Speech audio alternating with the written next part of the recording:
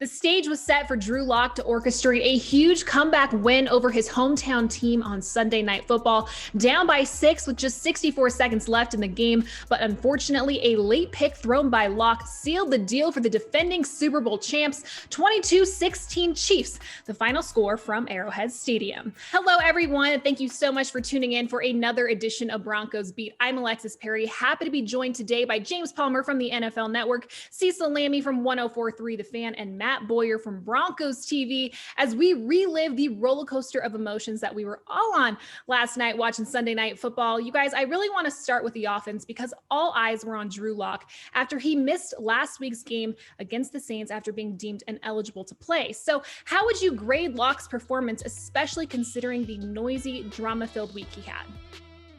I'll jump in first and just say, I think we all know Drew Lock pretty well, and I don't think confidence or worrying going into this game was ever really a problem with him. He's going to carry himself with a high standard and carry himself with a lot of confidence heading into any game. I don't think what happened last week affected him getting into a slow start in terms of his practice or anything.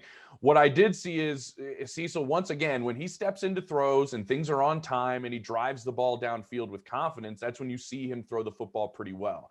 We know he's a decent athlete. We've talked about it a lot. That's why I like when he throws on the run. But when he throws on the run, when it's scheduled, right? When it's part of the play call, it's a bootleg. I like that. When things break down and he starts creating, what he wants to do is go downfield and force throws. And that's when all of these ill-advised throws are happening. He had Nick Van Ette early on the check down when he tries to go deep with the early pick to Tyrann Mathieu. A lot of times with these young quarterbacks, when they try to scramble around, they try to be Aaron Rodgers and they try to make the big play. I talked to Taysom Hill about it last week. When you get outside and use your legs, you want to make big plays and make things happen when things are off script.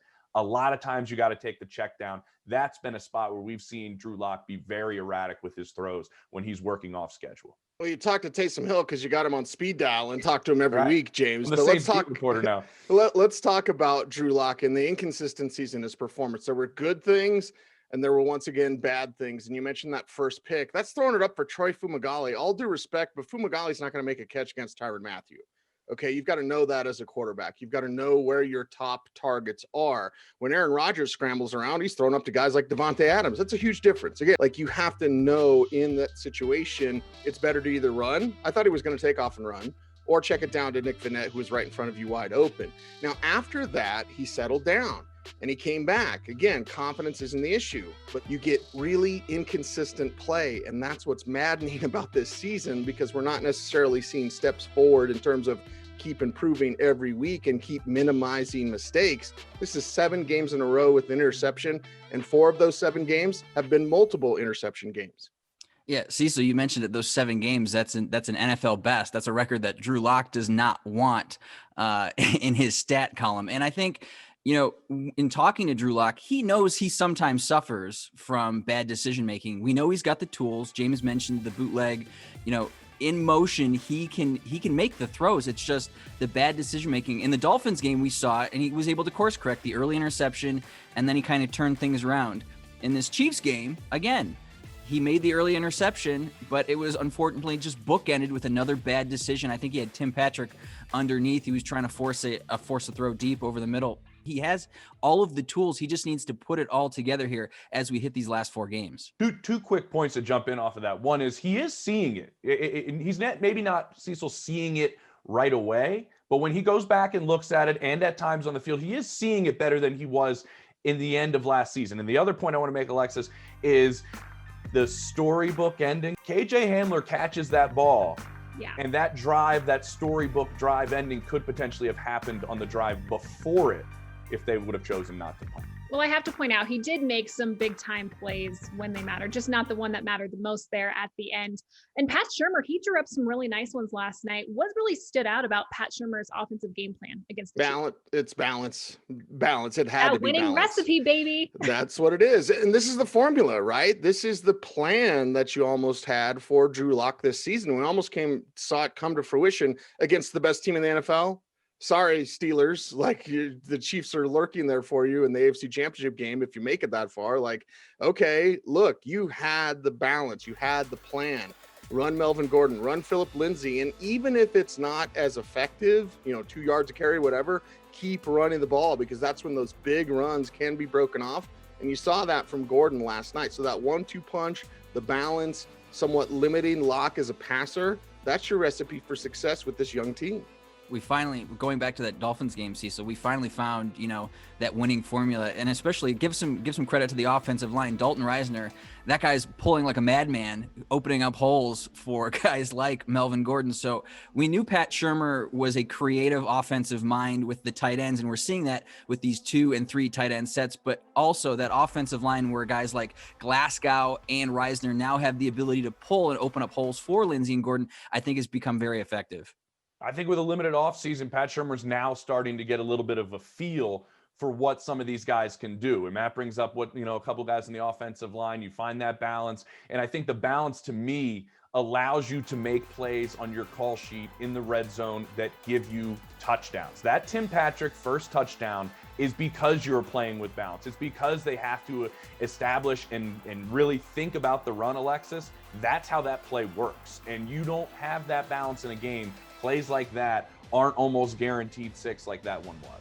Well, like you mentioned, the Broncos clearly committed to the run game last night. And with that, Melvin Gordon put together his most impressive outing as a Bronco. 15 carries, 131 yards, including a 65-yard run, which was his personal best since 2017. You guys, did Gordon just raise the bar from what we should actually expect from him week in and week out?